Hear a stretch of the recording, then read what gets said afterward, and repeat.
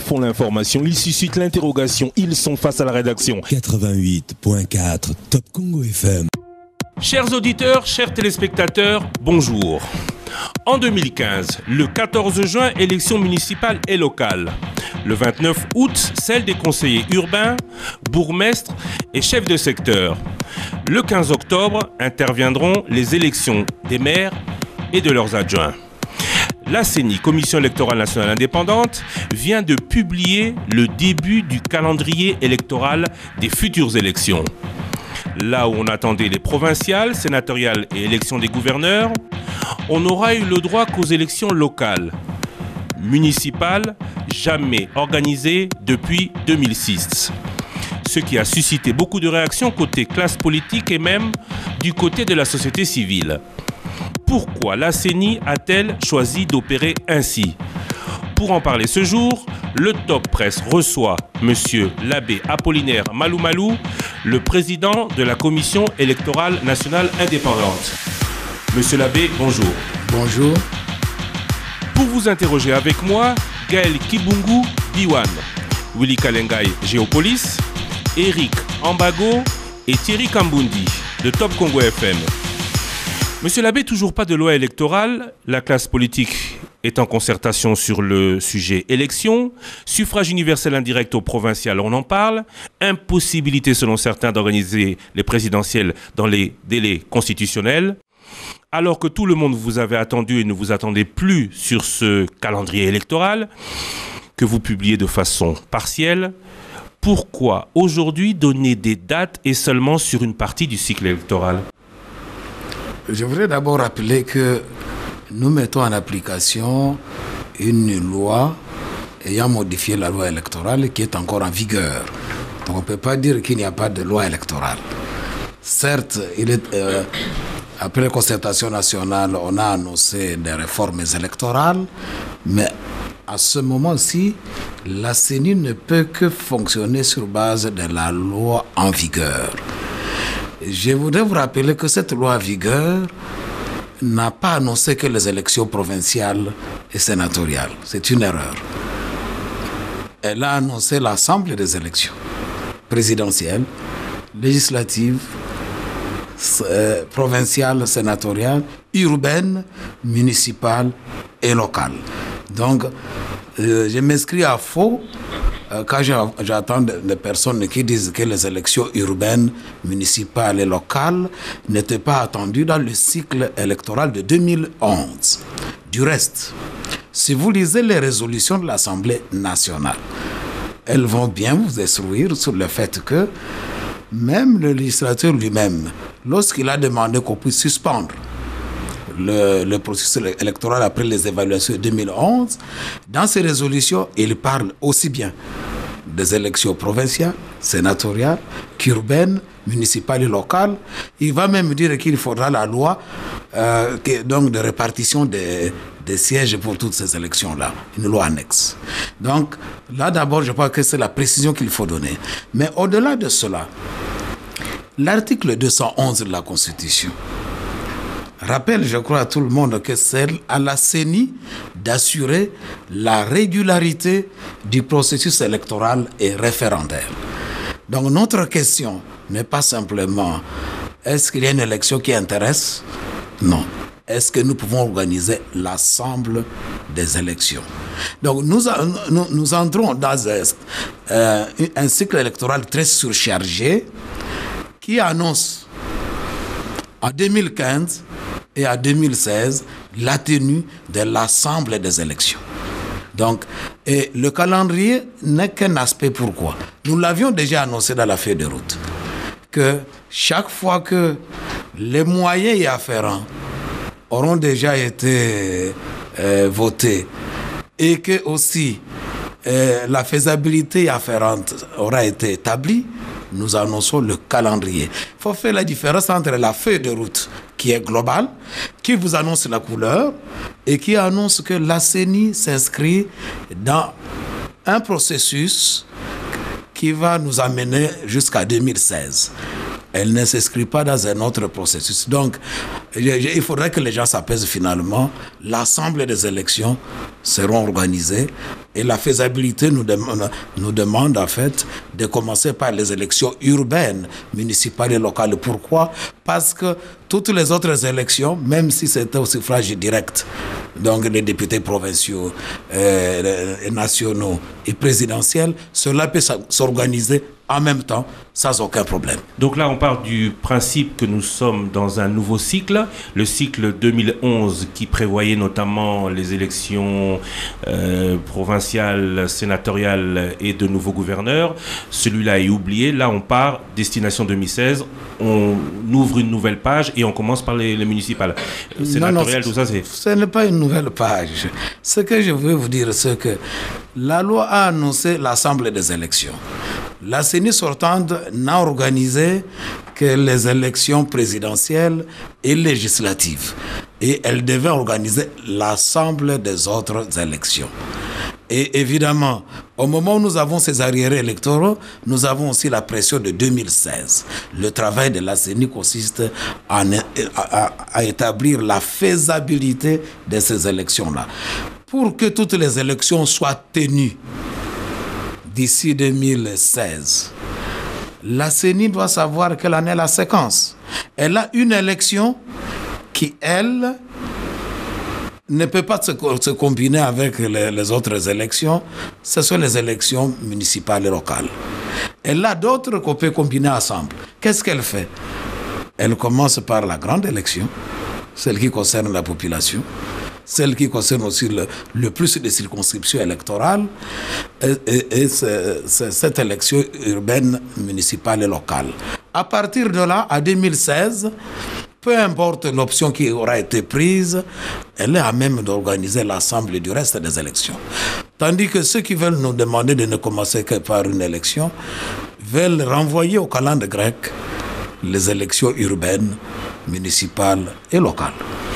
Gaël Kibungu, Biwan. Heureuse de vous revoir. Apollinaire Malou-Malou, vous préférez Monsieur le Président de la Commission électorale nationale indépendante ou Monsieur l'abbé, tout simplement? Je suis un abbé. Alors, au service de qui êtes-vous, Monsieur l'abbé Apollinaire Malou-Malou? Je crois que, selon l'article 211, je suis au service de la nation. Je suis membre d'une commission électorale nationale indépendante qui a comme charge, selon la Constitution, d'organiser le processus électoral, notamment l'enrôlement des électeurs, la tenue du fichier électoral, les opérations de vote et de dépouillement et le référendum. Donc vous avez aujourd'hui la mission d'organiser des élections justes, démocratiques et libres que tous les Congolais et les Congolaises, toutes les Congolaises attendent. Aujourd'hui, vous êtes lancé avec ce calendrier électoral qui ne met pas tout le monde d'accord. Il y aura une question de consensus électoral. Est-ce que vous n'êtes pas déjà conscient d'emblée que la suite sera tout à fait triste? Madame, est-ce qu'on peut avoir une élection, un calendrier où tout le monde est d'accord? Vous trouverez ce calendrier où? À quoi servent vos cadres de concertation qui ne sont pas déjà opérationnels selon beaucoup d'observateurs? Les cadres de concertation sont opérationnels. Je vous informe que nous avons déjà dans ce cadre organisé plus de 20 rencontres. Chaque rencontre a duré 5 heures de temps. Et que donc on ne peut pas dire que ce n'est pas opérationnel. Bien sûr, nous sommes au début, nous pouvons toujours améliorer. Ce cadre sert à deux choses essentiellement. Premièrement, nous avons l'obligation d'information électorale, en toute équité et transparence.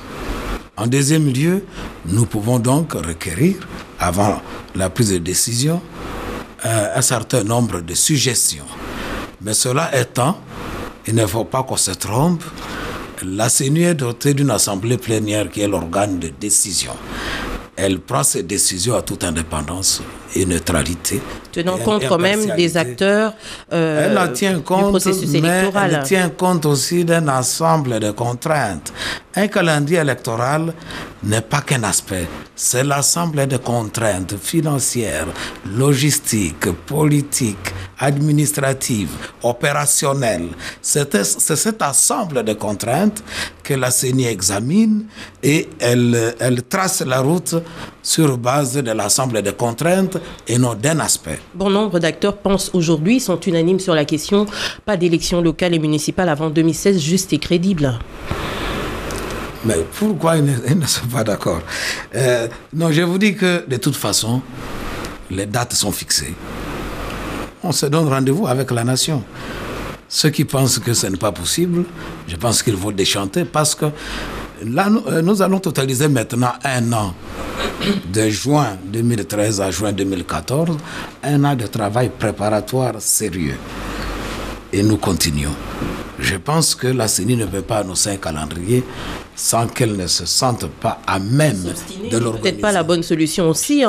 En 2006, juste un petit rappel, vous avez dû annoncer les résultats dans un char de combat, hein, en lieu et place peut-être de vos archanges et vos anges.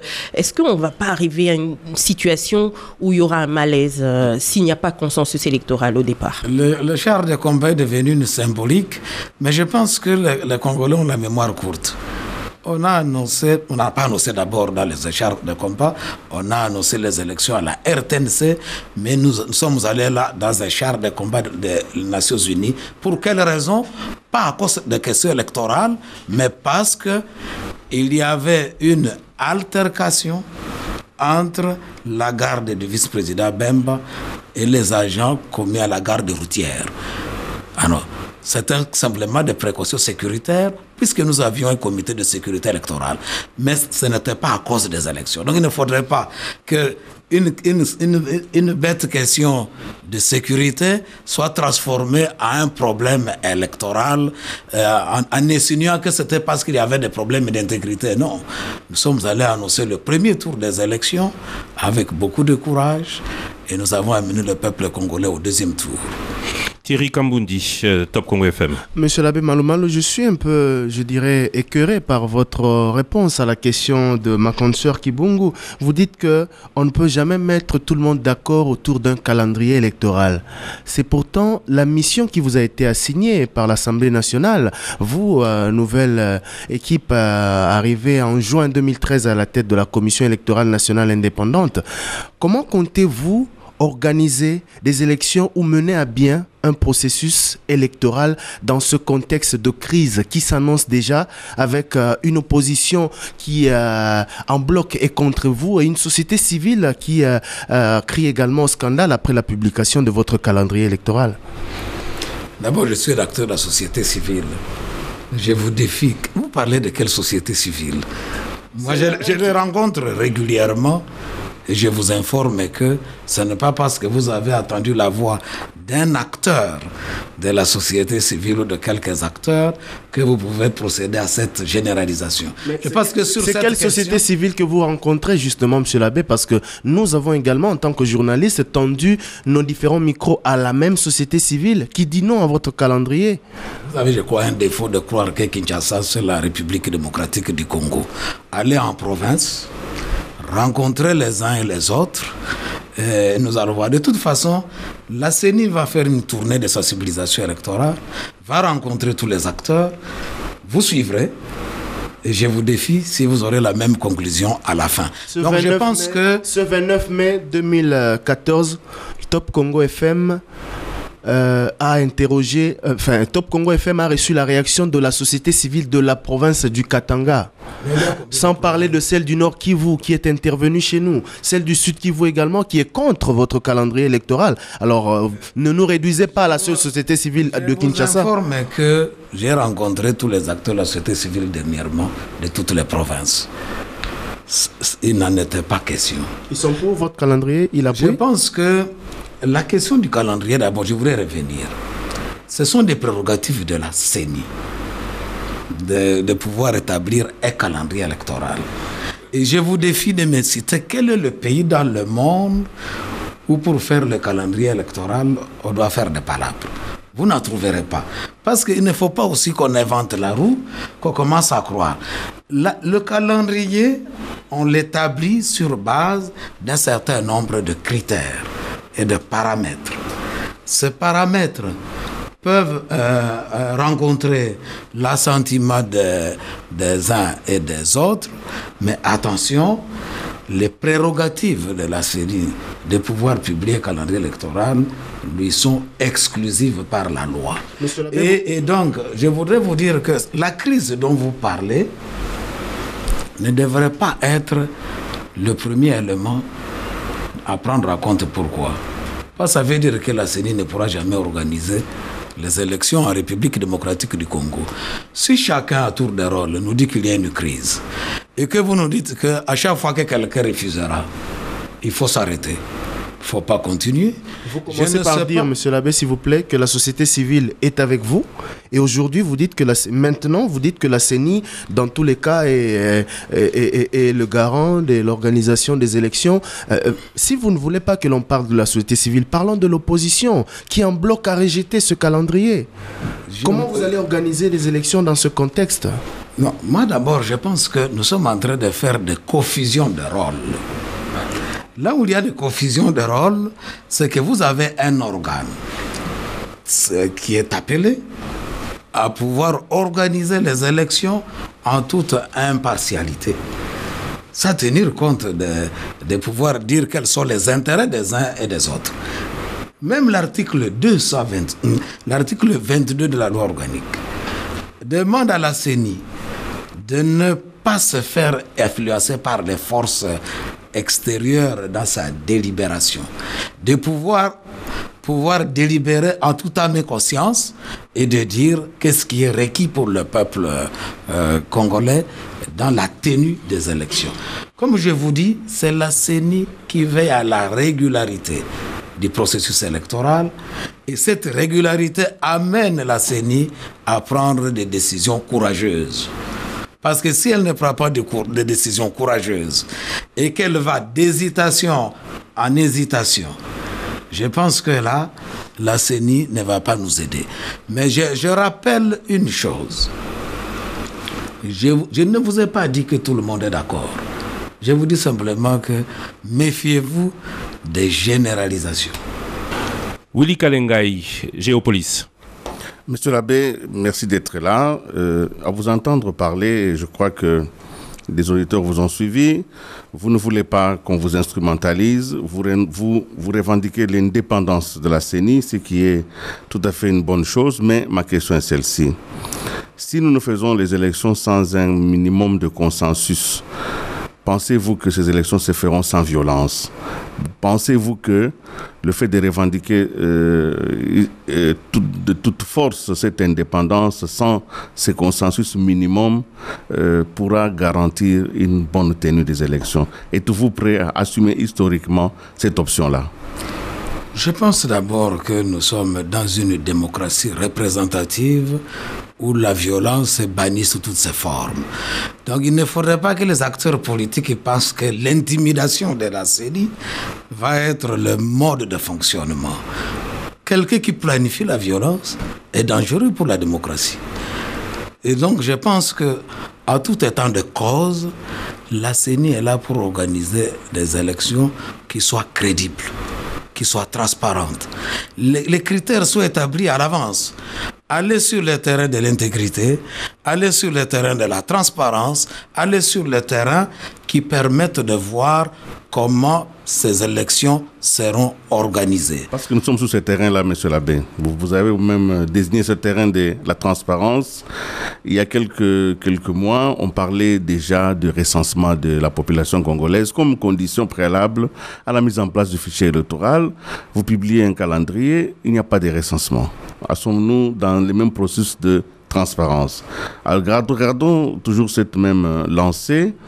Il y a effectivement eu la loi électorale qui doit être révisée, mais en même temps qu'elle est révisée, on propose une révision de la loi électorale. Vous lancez un calendrier sur l'ancienne loi. C'est que les matières qui sont aujourd'hui en exécution ne feront pas partie de la révision. Non, je pense qu'il y a un peu de méprise. Premièrement, élections provinciales et sénatoriales. Élections urbaines, municipales et locales, ce sont des arriérés électoraux qui fonctionnent sur base de l'ancien enregistrement des électeurs. Parce que comme vous le savez, l'enregistrement est périodique pour un cycle. Donc nous sommes en droit fondé d'organiser les élections urbaines, municipales, locales sur base du fichier électoral existant. Sans recensement. Le recensement qui est annoncé, c'est pour le cycle de 2016. Cela veut dire le cycle qui commence à 2016 et qui va continuer. En ce moment-là, ça sera un enregistrement permanent sur base de l'état civil. Donc, il n'y a aucune violation des dispositions prises. C'était annoncé dans la feuille de route avec beaucoup de transparence. Vous avez des arriérés électoraux qui fonctionnent sur base d'un enregistrement qui a déjà été fait, dont le corps électoral est connu. Vous avez un recensement administratif qui va commencer et qui va nous établir le corps électoral de 2016 et le cycle suivant. En ce qui concerne maintenant la loi électorale, comme vous le savez, la CENI ne peut pas être prise au piège d'une réforme attendue. Elle doit d'abord mettre en application la loi actuelle et s'il y avait des dispositions de la réforme qui l'obligent à retoucher son calendrier, elle en tirera toutes les conséquences. Mais nous dire que maintenant nous allons entrer dans l'inertie en attendant une réforme annoncée, c'est nous dire, bien, nous entrons dans un moment où nous attendons. La CENI organise sur base des textes légaux. Il n'y a pas de vide juridique en matière électorale en République démocratique du Congo et c'est sur cette base qu'elle peut annoncer le calendrier électoral. Donc c'est en toute transparence. Eric Ambago, Top Congo FM. Monsieur l'abbé Apollinaire Malumalou, c'est pas par défi que vous avez publié ce calendrier? D'abord, les élections sont à soi un enjeu et un défi en République démocratique du Congo. Un défi pour vous parce que vous avez reçu par devers vous une pétition de Sauvons la RDC vous demandant de dégager? Si vous avez la mémoire vive, vous allez voir que la CENI a annoncé tout cela avant la pétition. Donc on ne peut pas dire que c'est guidé par la pétition. A été publié après la pétition. Mais la feuille de route avait déjà annoncé cela. Sans ambiguïté. Donc, la pétition, je pense que le peuple congolais devrait d'abord comprendre que nous fonctionnons dans un État qui a des lois. Montrez-moi en quoi la pétition concerne la CENI. Elle ne concerne la CENI en rien. C'est un par rapport à son président.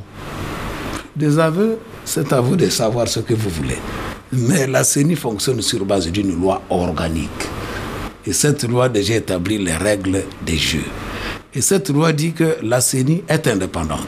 Donc elle ne souffre pas de quelques manœuvres d'intimidation ou de déstabilisation. Vous êtes à l'aise par rapport à cette pétition, pas de problème, vous êtes à l'aise? J'ai fait mon travail avec les membres de la CENI. C'est ce qui est assigné par la loi. Donc j'ai fait ce qui est assigné par la loi et lorsque l'on établira que je ne fais pas mon travail, et vous savez comment ça se fait, il y a un article qui indique: vous pensez que j'ai fait très mal mon travail, il faut saisir la juridiction compétente en la matière. Mais il ne faut pas penser que nous sommes dans un moulin à vent où chacun invente ses histoires, les ayants inventés veulent en faire une loi. Non, nous mettons en application les lois de la République. La CENI est dotée d'une assemblée plénière qui est l'organe de décision. Je vous informe que point n'est besoin de personnaliser ce débat parce que jusqu'à présent, l'assemblée plénière a voté toutes ces décisions à l'unanimité de tous les membres, sans aucune abstention ni une voix contre. Donc c'est une responsabilité collective de la CENI et il n'y a que ceux qui ont encore peut-être la nostalgie des dictatures et qui pensent qu'on devrait continuer avec les idées malencontreuses de personnalisation du pouvoir. Monsieur l'abbé, parlons de ce calendrier. Est-ce que vous avez fait ce calendrier sur base de ce qu'avait programmé le bureau précédent de Ngoï Mulunda, ou vous avez fait table rase parce qu'il y a une projection par rapport au calendrier de Ngoï Mulunda? Parlons par exemple de ces élections locales, municipales et urbaines. il fallait environ 240 jours pour l'élaboration du modèle des cartes des électeurs, parce qu'il y a 7000 groupements, 7000 circonscriptions, vous le savez. Vous avez fait table rase ou vous vous êtes appuyé sur le modèle proposé ou mis en place par Ngoï Mulunda? D'abord, je vous informe que la CENI, aussitôt mise en place, a d'abord procédé à un diagnostic organisationnel et a tiré les leçons aussi bien des expériences électorales de 2006 que de 2011. Et donc, ce que nous annonçons, ce sont des leçons tirées de l'ensemble du processus. Vous avez fait table rase du calendrier Ngoï Mulunda? Comment je vous dis qu'on a tenu compte de ça? Vous dites qu'on a fait table rase. On n'a pas fait table rase. Là où il y a, je crois, une méprise, c'est que, comme par exemple actuellement nous venons d'annoncer les élections urbaines, municipales et locales, mais nous vous avons donné une feuille de route. Si la CENI actuelle n'était plus là, vous allez prétendre que les élections provinciales et sénatoriales et les élections présidentielles et législatives ne font pas partie du cycle. Non. Je pense que là où on ne se comprend pas, c'est que l'organisation des élections, c'est un domaine hautement technique qui demande des plans opérationnels très très rigoureux et on n'improvise rien. C'est un domaine où l'improvisation n'a pas de place. Donc, dites-vous que derrière ce calendrier, il y a des plans opérationnels très très précis. Donc, il n'y aura pas de glissement. Si vous dites, vous êtes précis, il n'y aura pas de glissement. Il n'y aura jamais de glissement parce que vous avez tout prévu, tout planifié. Bon, le jamais, c'est trop dire. Mais je pense que si nous vous annonçons le calendrier, c'est que nous sommes convaincus que les élections municipales et locales auront lieu bel et bien au scrutin direct le 14 juin 2015. On ne pourra jamais coupler les deux. Aujourd'hui, élection provinciale, élection locale, comme certains voudraient bien. Pourquoi vous refusez qu'on puisse coupler les deux élections? Je vous ai dit que nous nous basons sur la réalité, pas la fiction. Ce pays s'appelle la République démocratique du Congo, un sous-continent, sans infrastructure de base. Attention, ne commençons pas à inventer. Même ceux qui ont plus de moyens que nous séparent les locales des autres élections. Et nous qui n'en avons pas, nous allons continuer à inventer la roue là où les autres prennent des précautions. Je vous informe que cette question n'est pas une question à prendre au hasard. Nous vous disons ceci. Vous voulez des élections combinées. Elles sont possibles en République démocratique du Congo. Et nous vous en donnons la faisabilité. Ce qui est possible à combiner, c'est que vous pouvez combiner le même jour élection des députés nationaux, élection des députés provinciaux, parce que la circonscription est la même. C'est le territoire et la ville. Et présidentielle, c'est une circonscription. Donc les trois élections, vous pouvez les organiser en même temps. Voilà la faisabilité. Vous ne pouvez pas chercher à les combiner avec une élection qui a plus de 7000 circonscriptions électorales. Alors, nous vous donnons la faisabilité des élections pour qu'elles soient régulières. Ne nous amenez pas simplement à des supputations qui consistent à faire croire qu'on organise les élections vaille que vaille. Non, les élections s'organisent avec un esprit méthodique. Et cet esprit méthodique doit nous amener à dire voici la réalité du système électoral congolais. C'est quoi l'intelligence de cette réponse? Sur 7000 circonscriptions, 160 circonscriptions, si on les met ensemble, c'est quoi? Ce sera les finances qui poseront problème ou c'est qu'est-ce qui va poser problème? La logistique est afférente. Parce que quand on vous parle de 7275 circonscriptions électorales, si on garde la situation actuelle de groupement, ça veut dire que c'est 7275 bulletins différents à destination unique qui s'appelle le groupement et la commune. Alors pourquoi voulez-vous Ça veut dire que vous ne maîtrisez pas encore un peu le fonctionnement de cette affaire, parce que si vous maîtrisiez, vous trouveriez le mécanisme pour coupler les deux élections. Non, c'est parce que nous en avons la maîtrise que nous vous en donnons la faisabilité. On vous donne la faisabilité de l'ensemble des élections. Mais pourquoi voulez-vous vous entêter et ne pas suivre les experts à la matière? Parce qu'à vouloir faire l'entêtement sur base uniquement des intérêts des acteurs politiques. Mais nous, ce n'est pas ça notre problème. Notre problème, nous devons savoir quelle est la faisabilité du système électoral congolais. Nous vous disons, vous voulez qu'il soit régulier et qu'on ne déplore plus le dysfonctionnement actuel. Alors organisons-le avec méthode. Élections locales séparées des autres élections. Et toutes les autres élections, c'est possible de les faire ensemble. Et avec ça, nous garantissons que 2015-2016, nous pouvons organiser l'ensemble des élections. Vous voulez nous amener à une élection locale qu'on amène au calendrier grec? Ou vous voulez nous dire, d'abord parce que je m'étonne quand les gens qui disent qu'ils veulent les élections à 2016 nous disent qu'il faut combiner les élections locales et provinciales. Parce qu'ils savent que la faisabilité afférente nous amène au-delà de 2016. Forcément, techniquement parlant. Nous vous annonçons un calendrier où nous garantissons que les élections locales se passent à 2015 et le reste des élections se passe à 2016. Vous nous amenez dans des supputations où, justement, comme on dit qui trop embrasse mal les trains, à force de vouloir nous ajouter d'autres élections, aux élections les plus grandes, je pense qu'en dehors du Nigeria, il n'y a pas un autre pays qui peut avoir des élections aussi grandes que la RDC en matière d'élections urbaines, municipales et locales. Donc, méfiez-vous, nous connaissons bien notre métier. Et c'est à nous de vous dire, c'est ce que dit la loi, quelle est la faisabilité des élections en République démocratique du Congo. Monsieur l'abbé Malou Malou, on clôture ici le sujet élections locales et municipales. Vous disiez tout à l'heure d'entrée qu'il n'y a pas de loi, vous contredisiez mon introduction dans laquelle je disais qu'il n'y a pas de loi électorale, mais à chaque élection sa loi. Ça, dans le passé, on l'a vu. Et déjà, ou encore une polémique au sujet justement de votre feuille de route.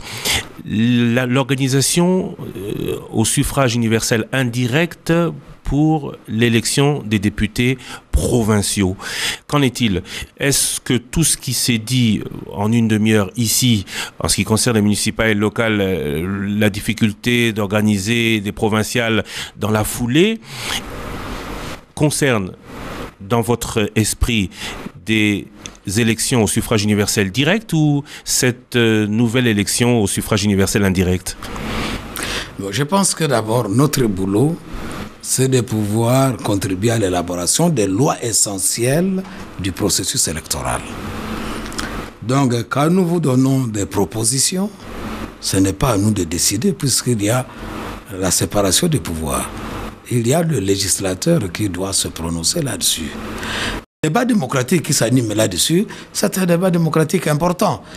Que les uns les autres s'expriment, nous sommes pour telle option ou telle autre, ça, il n'y a pas de problème. Ce que nous voudrions vous dire, c'est que la feuille de route que la CENI a proposée, elle l'a proposée avec un grand esprit d'ouverture. Puisqu'elle vous dit, si l'on retient le système actuel de l'élection des députés provinciaux au scrutin direct, ces élections auront lieu à 2016 en même temps que les élections législatives et l'élection présidentielle.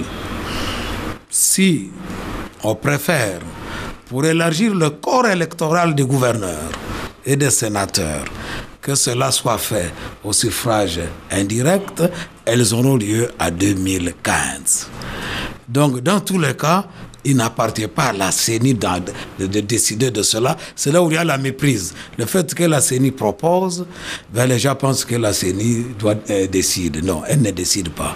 Et donc, lorsque nous faisons la faisabilité du cycle électoral, nous sommes obligés de regarder quels sont les éléments déterminants du cycle. Et nous vous disons, voilà ce qui est possible. À partir de là, que le débat s'anime, c'est ce que nous avions voulu. Il s'anime là-dessus. Les uns les autres se prononcent et les législateurs décident. Quand ils décident, nous annonçons le calendrier. Mais justement, des élections provinciales et sénatoriales et du reste des élections. Donc nous sommes cohérents avec notre démarche. C'est une démarche qui consiste à rendre régulières les élections en République démocratique du Congo. Parce qu'un pays ne peut pas quand même se complaire dans des lamentations permanentes. Vous ne pensez pas quand même que on déplore la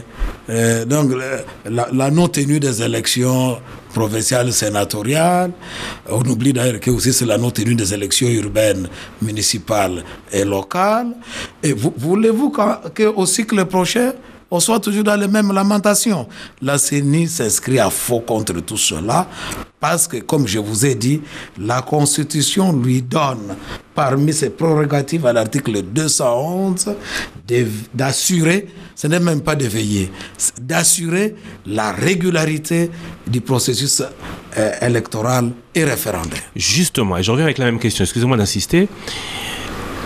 Dans votre calendrier ou dans votre entendement, vous dites qu'il y a possibilité de coupler élections provinciales, nationales, législatives et présidentielles.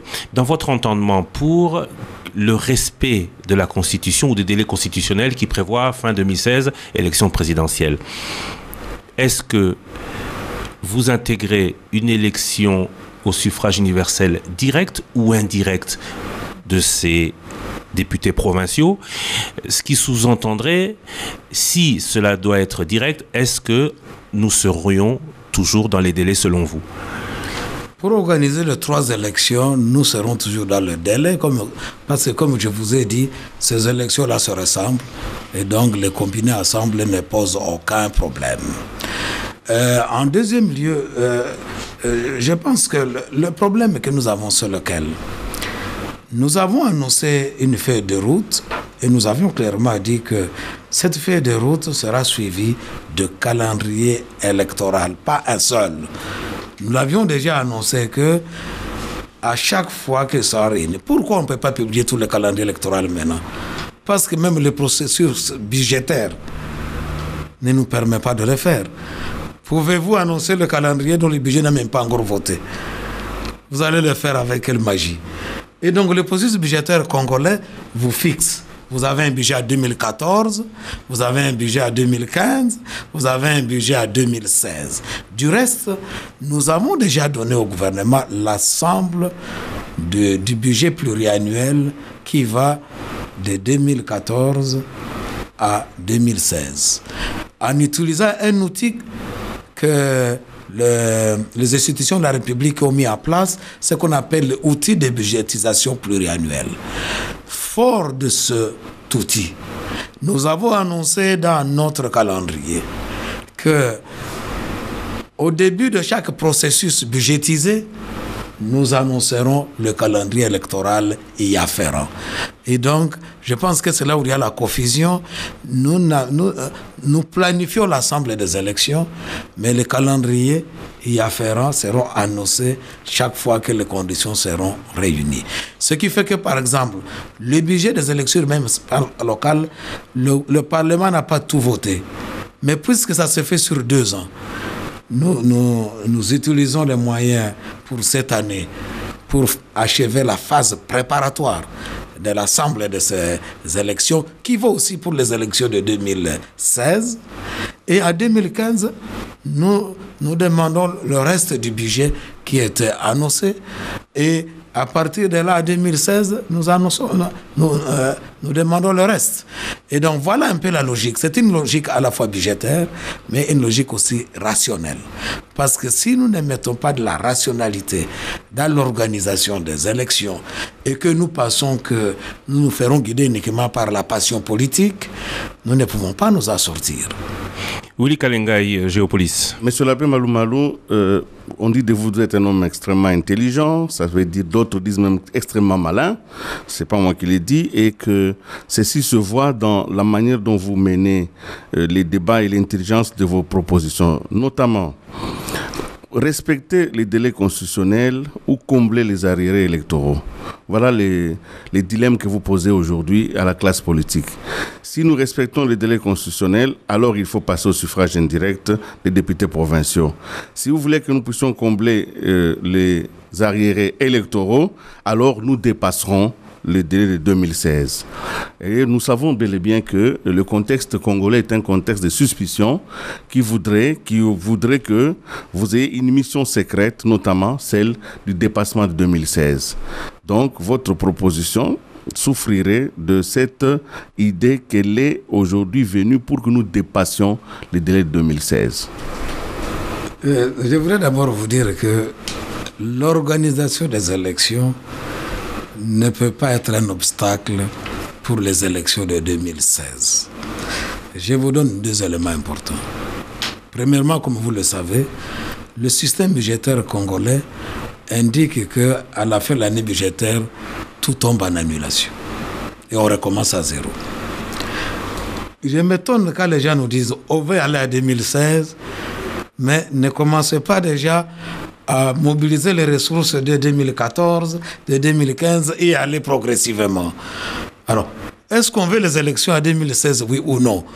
Parce que si on veut les élections à 2016, alors on serait content que la CENI annonce la couleur dès maintenant, ne tergiverse pas pour organiser un certain nombre d'élections qui nous amènent à 2016. Et puisqu'on ne peut pas nous faire des procès d'intention en la matière, parce qu'en toute transparence, nous avons annoncé donc l'élément qui peut faire retarder 2016. Nous avons dit l'élément qui peut faire retarder 2016. Ce n'est ni la tenue des élections urbaines et municipales et locales, ni le fait que dès maintenant, nous avons commencé le travail, mais c'est le recensement administratif qui est posé comme préalable à la tenue de 2016. C'est même la question par laquelle vous avez commencé vous-même.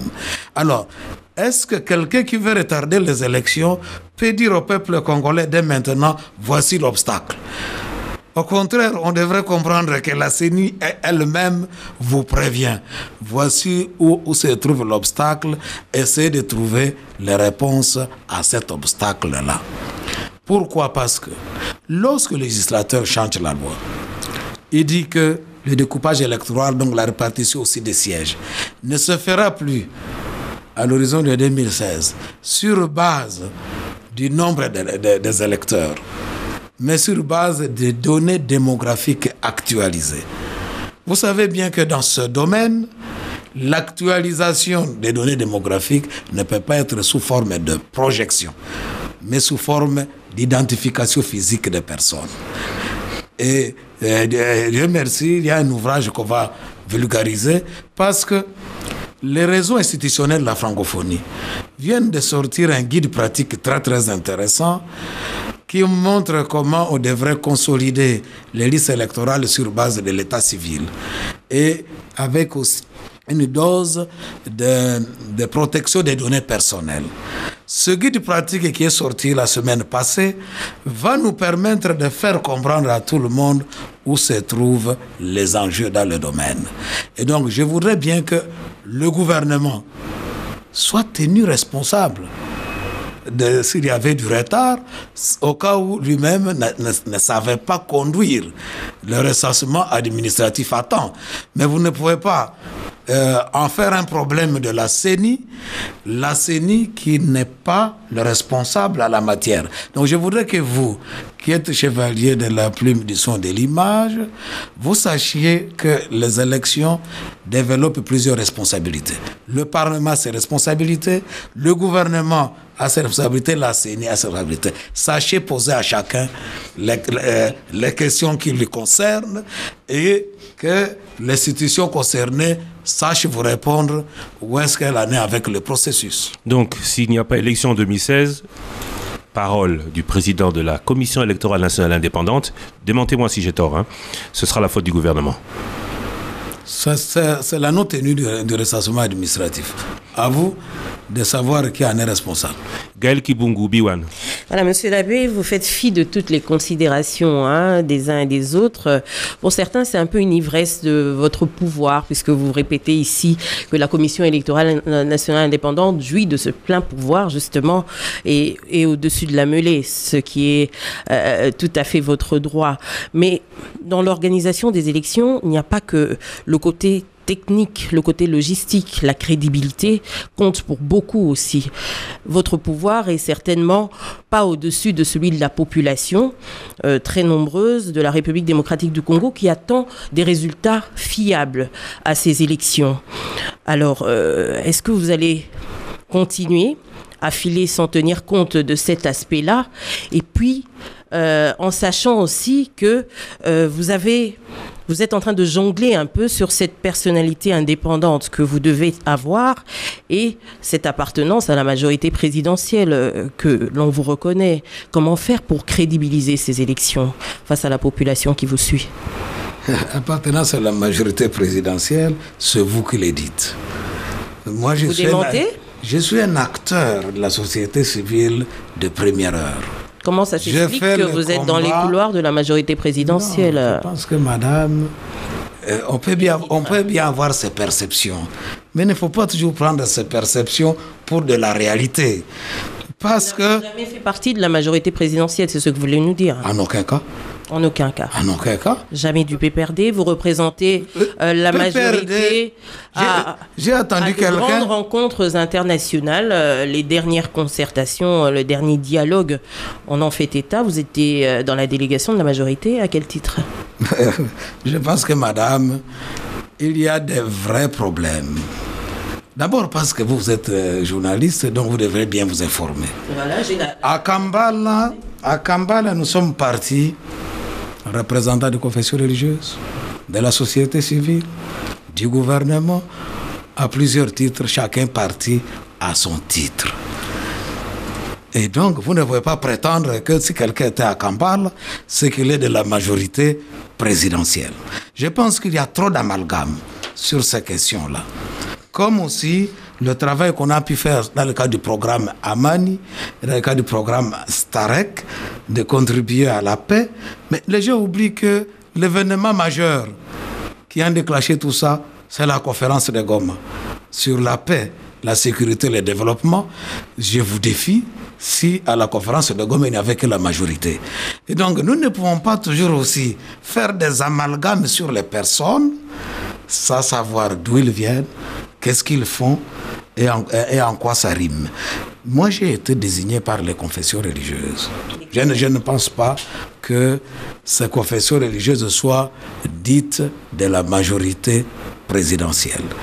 Et donc, je pense qu'il est grand temps que l'on sache que lorsqu'on commence à faire des amalgames, là où nous devons nous concentrer sur le processus électoral, on se trompe lourdement.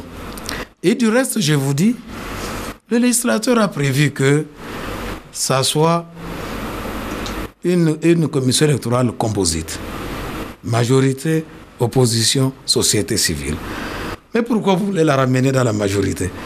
Puisque le législateur en a décidé ainsi, et que je vous dis que les décisions que je vous présente ici ne sont pas des décisions de l'abbé Maloumal. La loi dit que c'est l'abbé Maloumal qui représente la CENI vis-à-vis des tiers, mais la loi ne dit pas que l'abbé Maloumal, quand il parle de sa propre personne. Est-ce que vous serez fier d'organiser des élections où il y a une adhésion très faible de la population? Mais qui vous dit qu'il y aurait une adhésion très faible? C'est un aspect à prendre en compte. Aujourd'hui, au regard, vous avez vous-même tiré les conséquences des élections 2006 et 2011. Beaucoup de gens sont découragés, se sont désintéressés par ce processus électoral. C'est également une éducation à faire sur ce plan-là. Il y a une grande campagne de sensibilisation électorale qui est prévue et nous avons mis en place le cadre de concertation pour ça. Mais attention, les résultats des élections, parce que vous avez parlé de résultats fiables, vous avez parlé de crédibilité.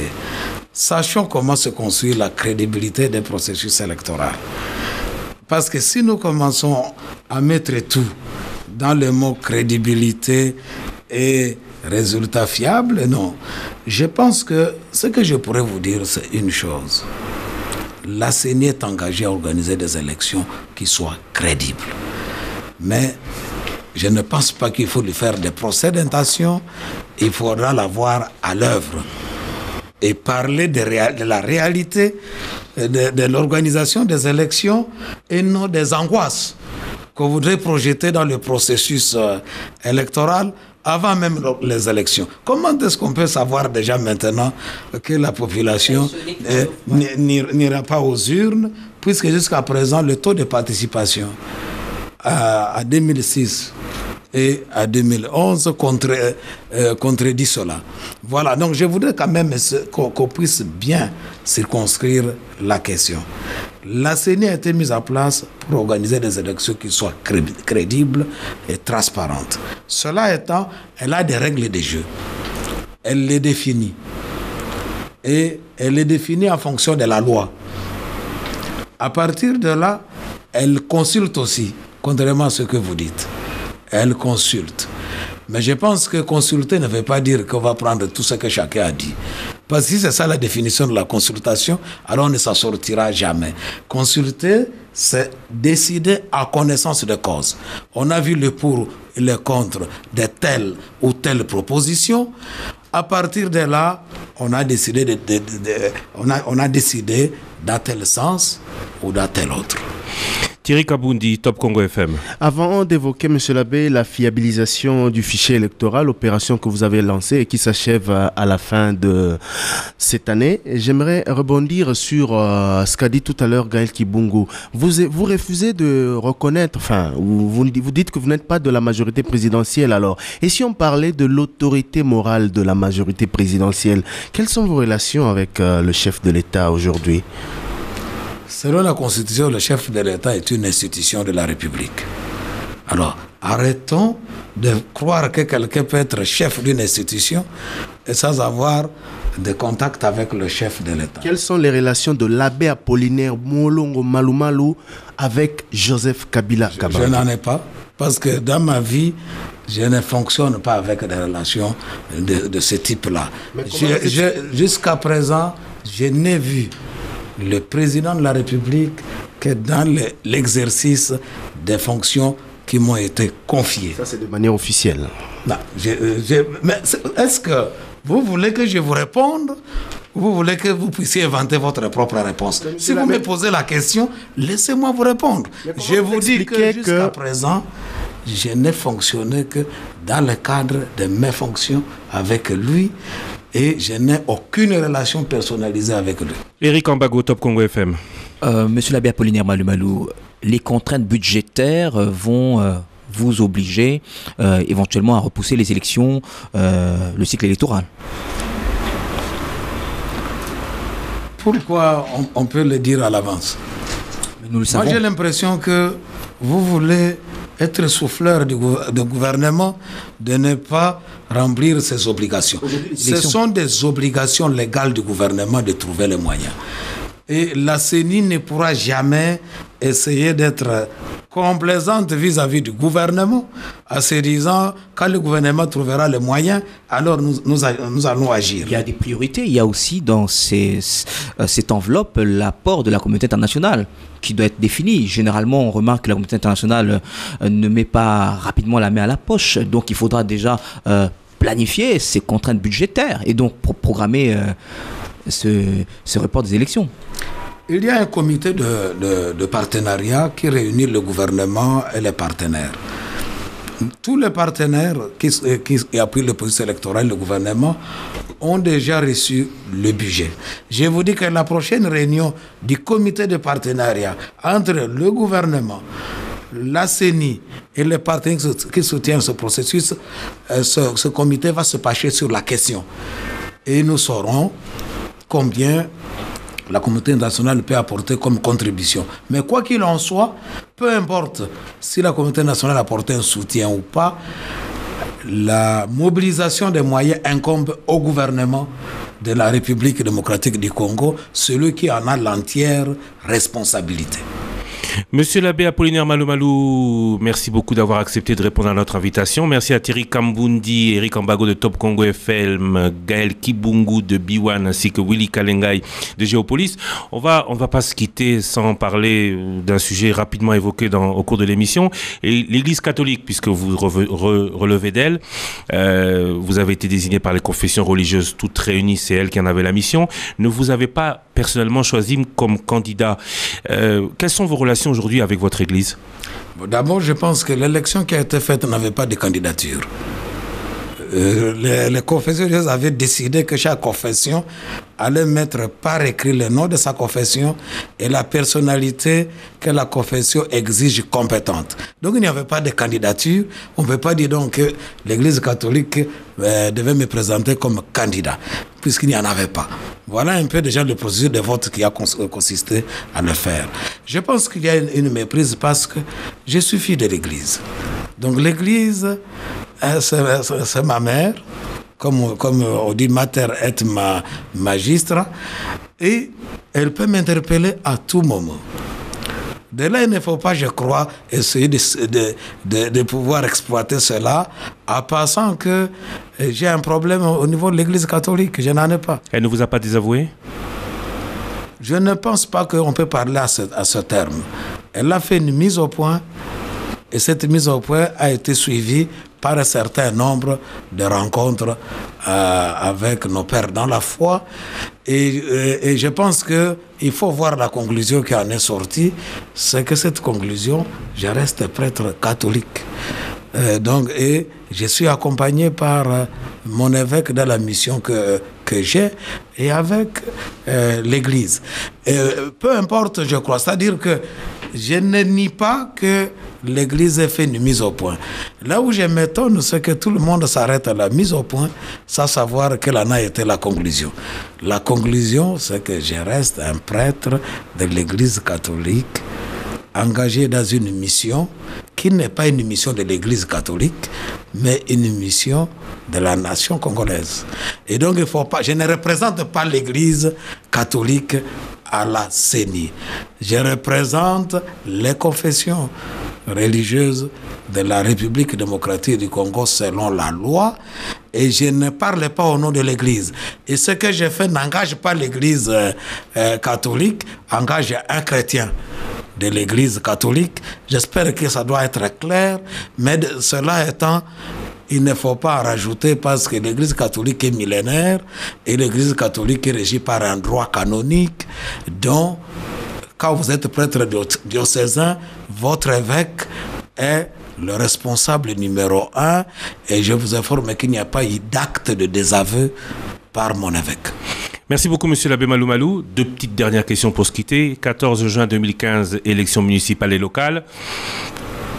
Projection. Là, je vais vous demander de vous impliquer plus dans vos réponses, d'être un peu plus précis. Selon vous, les provinciales, c'est quand et la présidentielle, c'est quand? Si toutes les conditions qui ne dépendent pas de vous sont réunies. Non. Si toutes les conditions qui ne dépendent pas de moi sont réunies, de toute façon, la condition est claire. La convocation de l'électorat pour l'élection présidentielle aura lieu 90 jours avant la fin du mandat du président de la République. Donc il n'y a personne qui peut changer cette clause constitutionnelle. Et comme vous le savez, la Constitution elle-même indique que si pour des raisons motivées, cette élection ne peut pas avoir lieu, la CENI a l'obligation de demander une dérogation à la Cour constitutionnelle. Et donc voilà les deux articles qui encadrent l'élection de 2016. Cela veut dire que cette élection, elle est impérative. Les provinciales, cela va dépendre de l'option retenue par le législateur. Ces élections provinciales et sénatoriales peuvent avoir lieu soit à 2015, soit à 2016, et à ce qui concerne les gouverneurs et les sénateurs, au début de 2017. Voilà, je crois, résumer la feuille de route. Donc là, nous avons deux possibilités clairement établies. Et je pense que ça ne va plus tarder de le savoir, puisque l'Assemblée nationale a obligé le gouvernement à pouvoir déposer toutes les propositions en même temps sur sa table pour qu'elle puisse siéger là-dessus. Et donc j'espère que dans les jours qui viennent, nous serons mieux fixés et que la CENI pourra vous répondre avec beaucoup plus de précision. Monsieur l'abbé Apollinaire Malomalou, chers auditeurs, chers téléspectateurs, merci beaucoup de nous avoir suivis. Prochain rendez-vous avec le Top Presse, ce sera la semaine prochaine. Nous recevrons le vice-premier ministre en charge du budget, monsieur Daniel Moukoko Samba. Bonne suite des programmes sur Top Congo FM, votre radio. L'actualité qui se poursuit sur le www.topcongo.com. Le Top Presse avec Christian Loussakweno.